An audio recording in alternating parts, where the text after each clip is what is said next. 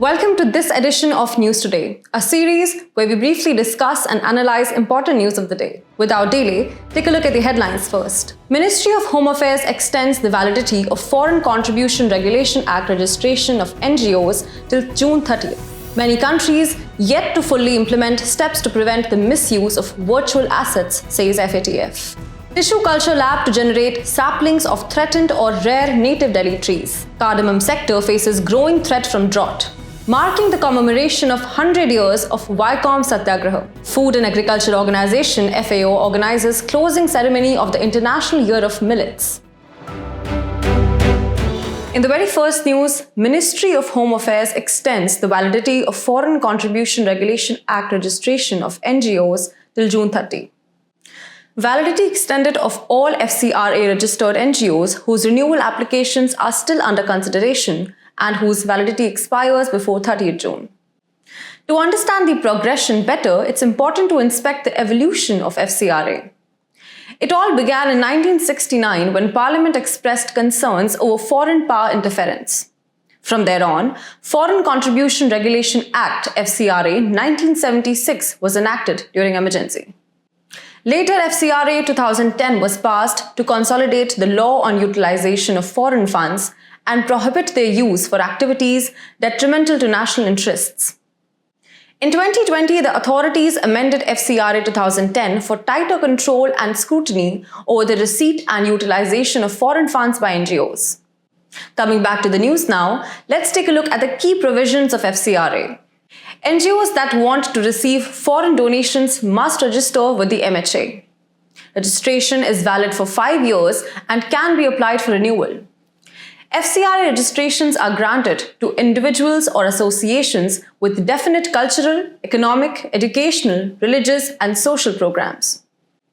A candidate for election, editor or publisher of a newspaper, judges, government servants, etc. are prohibited from receiving foreign donations. In terms of utilization of funds, organizations that receive foreign donations must use them for the purposes they were received and by the Act's regulations. They are also required to file annual returns and they must not transfer the funds to another NGO. Further, let's understand the significance of FCRA. FCRA regulates foreign donations and ensures that such contributions do not adversely affect internal security.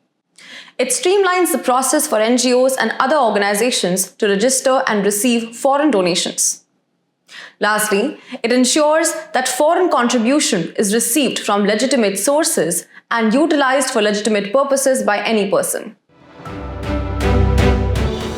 Moving on to the next news. Many countries yet to fully implement steps to prevent the misuse of virtual assets, says FATF.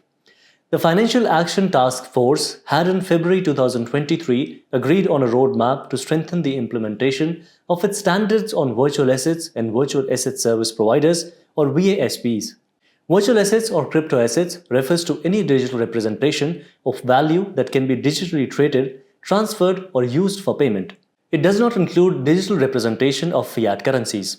Virtual assets are largely unregulated and also have the potential to become worthless and are vulnerable to cyber attacks and scams. The Financial Action Task Force standards for virtual assets necessitate countries to comprehensively address the money laundering and terrorist financing risks associated with the sector. Also, licensing or registering virtual asset service providers and implementing robust supervision akin to financial institutions. Virtual asset service providers are required to implement the same preventive measures as financial institutions, including customer due diligence, record keeping, and reporting suspicious transactions, along with obtain, hold, and security transmit originator and beneficiary information when making transfers. India, which is also a member country, has taken several initiatives. It conducted a supervisory inspection or included VASPs in its current inspection plan. Also, it has taken enforcement action or other supervisory action against VASPs. Moreover, it also passed or enacted the travel rule for VASPs. Moving on to the next news. Tissue culture lab to generate saplings of threatened or rare native Delhi trees. It will be set up at the Asola Bhatti Wildlife Sanctuary. The species identified are hingoat, kher, bistendu, siri, palash, etc. Plant tissue culture or PTC refers to the cultivation of undifferentiated plant cells, tissues, or organs on synthetic media under an aseptic environment and suitable controlled physical conditions. It is based upon the totipotency characteristic of a plant cell. Totipotency is the ability of a vegetative cell to divide and differentiate into any type of specialized cell. Further, here are the types of plant tissue culture. Firstly, organ culture. Any part of the plant, root, stem, leaf, and flower is used as an explant for culturing purposes. Next is the seed culture. The explants are obtained from the plants that are already cultured and grown under in vitro conditions.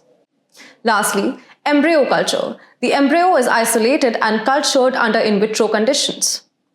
In terms of applications of PTC, it helps to obtain disease-free plants, rapid multiplication of plants, large-scale fabrication of artificial seeds, etc.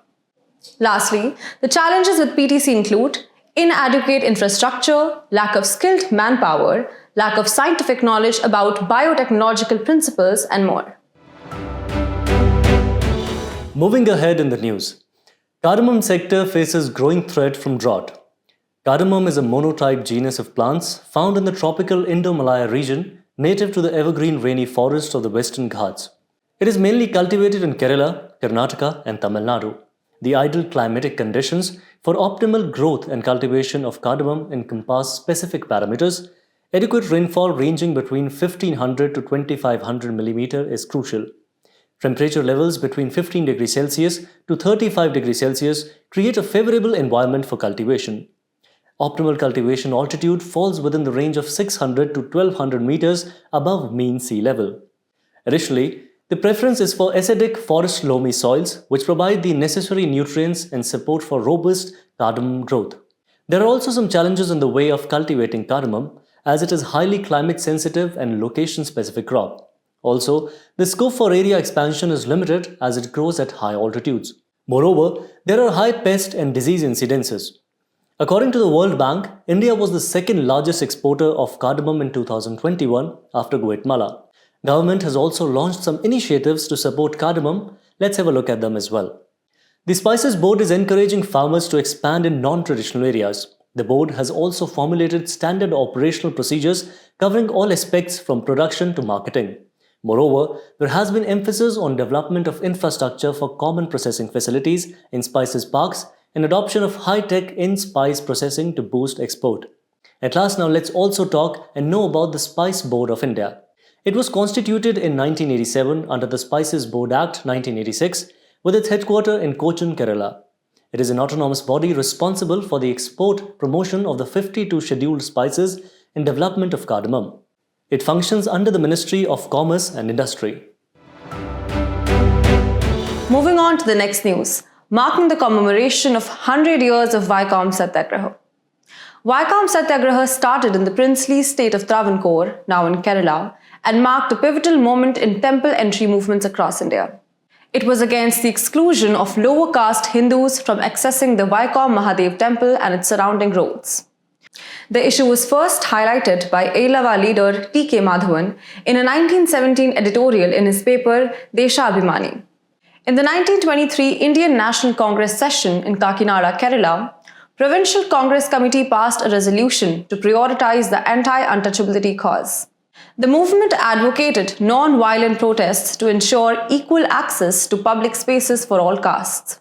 Groups of 3 satyagrahis representing different communities, Nayar, Ilava and Pulayar, would peacefully approach the restricted areas. The first group was led by Kesava Menon. Some key leaders in the satyagraha were T.K. Madhavan, K. Kalappan, also known as Kerala Gandhi, K.P. Kesava Menon and George Joseph. Apart from that, Mahatma Gandhi, C. Rajagopalachari and E.V. Ramasamy, also known as Periyar, visited Vaikom as well to express their support. Further, let's also discuss the impacts of the satyagraha. It persisted for 603 days, fostering unity across caste lines. 3 of the 4 roads encircling the temples were opened to all in 1925. In 1936, the Maharaja of Travancore issued a temple entry proclamation granting access to marginalized castes. Lastly, some other temple entry movements include Kalaram Temple Entry Movement 1930 by Dr. B.R. Ambedkar and the Vaikom Satyagraha 1931 by K. Kalappan. Here is the last news for the day. Food and Agriculture Organization organizes closing ceremony of the International Year of Millets. This event highlighted the importance of millets in achieving sustainable development goals and its emergence as a global superfood. India had proposed to the United Nations to declare the year 2023 as the International Year of Millets. Let's first know and discuss a little about millets. Indian millets are a group of nutritiously rich, drought-tolerant and mostly grown in arid and semi-arid regions of India. They are also known as coarse cereals or cereals of the poor and are nutritionally superior to wheat and rice. Also, India is the largest producer of millet, followed by Niger and China. As that we now know about millets, they also hold great significance. Let's have a look at it as well. Millets are highly adaptive to a wide range of ecological conditions. They have low glycemic index, thus helpful in the prevention of diabetes. Moreover, they are good sources of minerals like iron, zinc and calcium and are gluten-free. To promote millets at various levels, India has taken some forefront initiatives. The Ministry of Food Processing Industries has implemented the Production-Linked Incentive Scheme for the food processing industry for millet-based products during 2022-23 to 2026-27. Also, millets are included under the Poshan Abhiyan of the Ministry of Women and Child Development. Additionally, an export promotion forum dedicated to promotion in the international market has also been set up. At last, now let's also have a look at the Food and Agriculture Organization. Founded in 1945 and headquartered in Rome, Italy, FAO is a specialized agency of the United Nations to combat hunger. With 195 member countries, including India and the European Union, FAO releases vital reports such as the impact of disasters on agriculture and food security and the State of Food and Agriculture Report 2023, providing critical insights into global food systems. The personality news for today is Shyamji Krishna Varma. He was born in modern-day Gujarat. Prime Minister paid homage to revolutionary freedom fighter Shyamji Krishna Varma on his Punyatithi. Talking about his contributions, he founded Indian Home Rule Society, India House in London to carry out anti-British activities.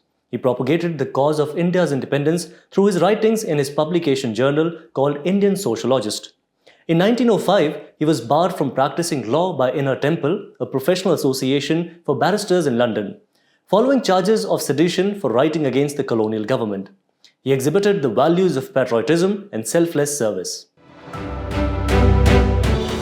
As we conclude today's main news, let's take a look at some quick updates.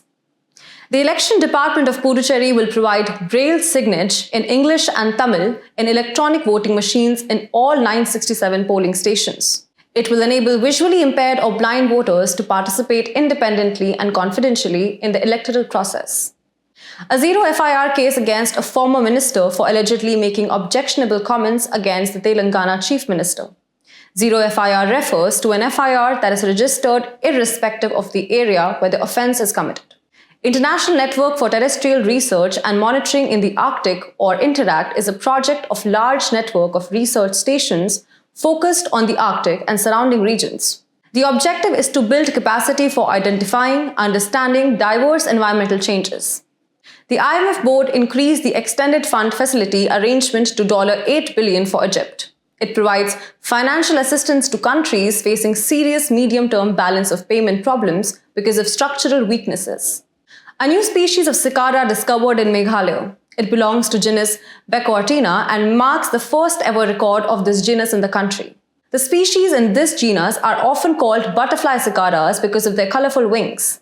The swell waves inundated coastal areas of Kerala. It is a series of mechanical or surface gravity waves generated by distant weather systems that propagate thousands of miles across oceans and seas. These waves can propagate in directions that differ from the direction of the wind. Over 3 months, the Indian Embassy rescued 75 Indians trapped in cyber slavery in Cambodia. It is a modern form of human trafficking that exploits people in the digital world. Victims are lured with employment opportunities and forced to work as online scammers. Russian president confirmed that the 3M-22 Zircon hypersonic missile had been used in battle. Hypersonic missile can travel at Mach 5 or faster, or at least 5 times the speed of sound. They fly at lower altitudes than ballistic missiles, making them harder to track. Before we go, it's time to put your knowledge to the test in today's segment of Test Your Learning.